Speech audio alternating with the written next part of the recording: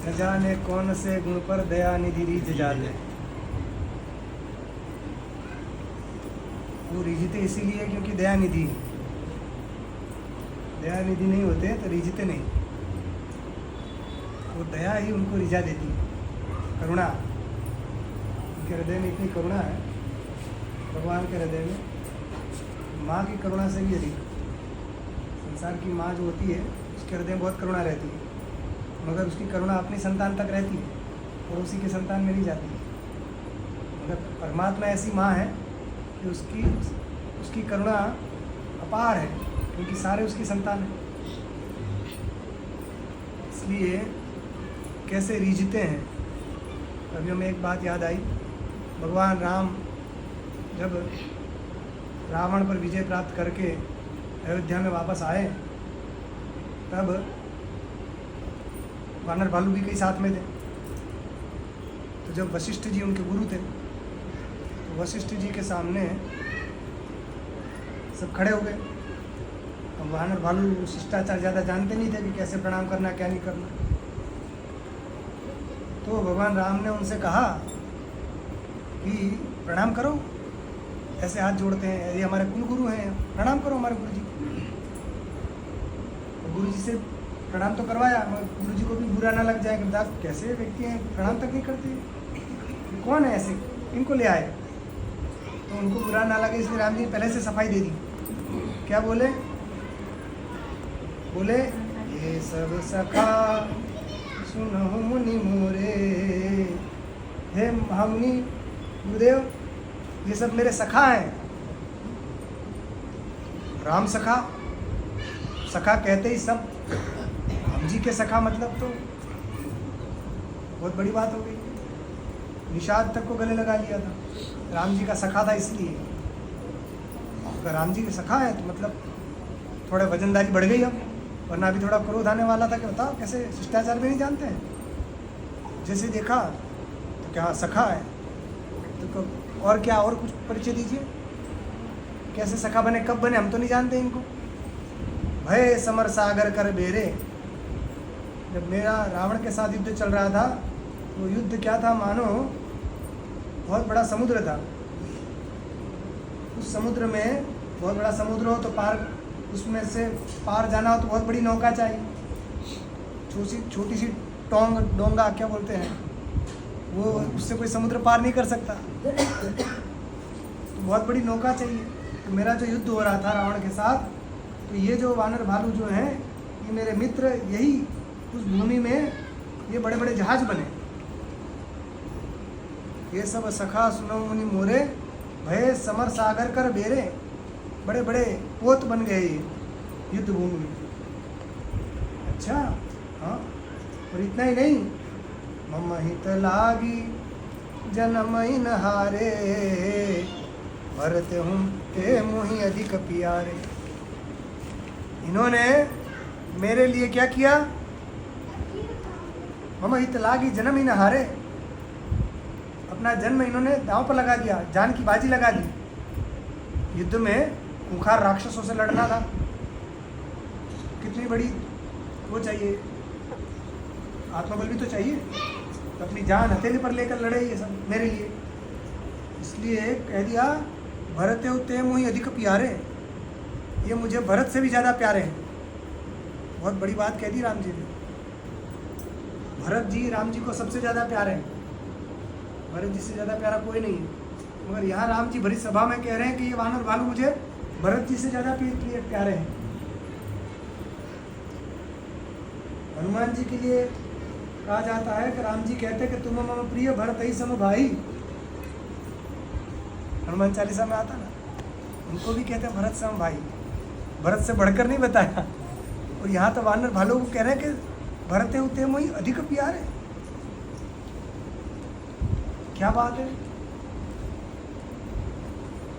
भरत से प्यारे कैसे हो सकते हैं? दो बात है, या तो ये है कि राम जी असत्य बोल रहे हैं, भरत जी प्यारे हैं, मगर उनको कैसे केवल ऐसे ही चढ़ाने के, हाँ भैया बड़ाई कर देते ना, कुछ जैसे बड़ाई कर दी।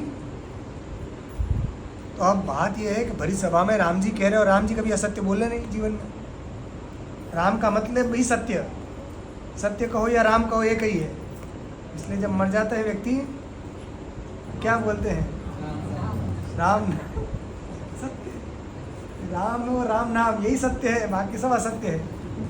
तो राम के साथ सत्य इतना जुड़ गया कि राम का पर्यायवाची सत्य हो गया। तो अब आप देखिए, और वो राम जी कह रहे हैं भरी सभा में कि मुझे भरत से प्यारे हैं, तो राम जी तो असत्य बोल नहीं सकते, तो भरत जी से प्यारे कैसे हो सकते? यदि हैं तो क्या कारण है? तो कारण ये है कि प्यारे क्यों हो गए भरत जी से? इसलिए प्यारे हो गए क्योंकि भाई का भाई के प्रति प्रेम होना स्वाभाविक है। एक भाई अपने भाई के लिए जान दे दे या जान हथेली पर लेकर लड़ ले, ये तो स्वाभाविक है। भाई हो तो स्वाभाविक है एक दूसरे के रक्षा करनी, एक दूसरे को बढ़ाना। तो भरत तो मेरा भाई है, तो भाई होने के कारण भाई का प्रेम भाई के प्रति होना स्वाभाविक है। मगर ये वानर भालू, ये तो मेरा कोई भाई नहीं है, फिर भी मेरे लिए लड़े। और भाई की बात छोड़ो, ये तो मनुष्य तक नहीं है, समाज के लोग हो तो भी लड़ने इकट्ठे हो जाए ना। जो समाज की बात आती है, ब्राह्मण समाज वाले आ गए तो सब ब्राह्मण एक हो जाएंगे, बघेल समाज की बात है वो एक हो गए, सनोडिया तो ये हो गए, जितने समाज पर बात आती है सब एक हो जाते हैं। तो वहाँ कोई समाज के हैं, इसलिए बात ठीक है। मगर ये तो भाई छोड़ो, रिश्तेदार छोड़ो, परिवार वाले भी नहीं, समाज वाले भी नहीं, गांव वाले भी नहीं, अरे देश वाले भी नहीं, नगर वाले भी नहीं। वो नगर में रहने वाले, वो जंगल में रहने वाले वानर भालू। मनुष्य नगर में रहता है, वो हम नगरवासी, अयोध्यावासी, और ये वनवासी। फिर भी इन्होंने मेरे लिए अपना घर बार, पत्नी, बच्चे, रिश्ते नाते, धन, परिवार सब कुछ छोड़ा और विश्व के सबसे श्रेष्ठ योद्धा के गढ़ में घुसकर उसके साथ युद्ध किया मेरे लिए। ऐसा काम कोई नहीं कर सकता। इसलिए इन्होंने मेरे लिए सब कुछ त्याग किया। इसलिए भरत तो ते मोहि अधिक प्यारे, इसलिए मुझे भरत से भी अधिक प्यारे हैं। इससे हमें क्या शिक्षा मिलती है कि हमें यदि भगवान का प्यारा होना है तो क्या करना पड़ेगा? वानर भालू से शिक्षा लेनी पड़ेगी। वानर भालू ने क्या किया? सबका त्याग करके केवल राम जी को चाहा, उनके लिए तैयार हो गए। तो हमें क्या करना है? भरत तो मही, हाँ, सब कर ममता ताग बटोरी, मम पद मन ही बांध बरी डोरी, समदर्शी इच्छा कछु नाही। ऐसे जो लोग हैं, अस सज्जन मम उर बस कैसे, लोभी हृदय बसई धनु जैसे।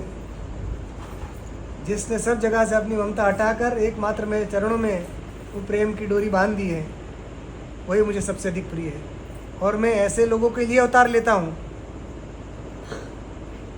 इसलिए भगवान विभीषण से कहते हैं, तुम सारिखे संत प्रिय मोरे, धरऊं देह नहीं आनंदी हो रे। तुम्हारे जैसे संत मुझे प्रिय है और इसलिए मैं शरीर धारण करता हूँ।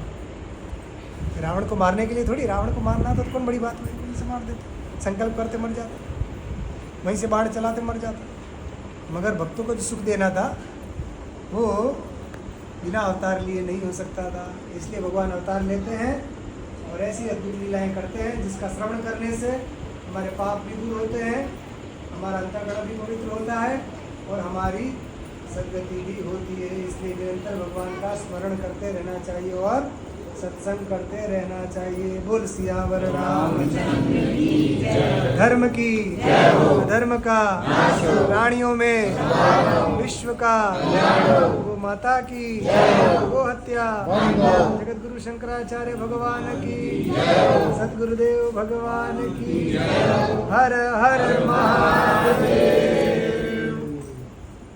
हो गया सत्संग।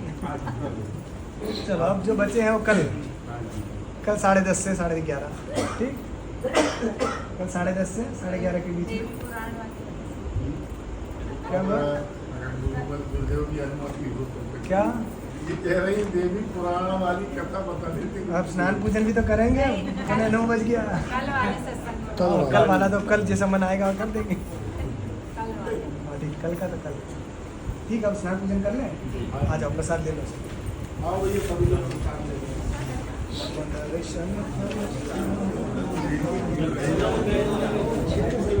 आखिरी में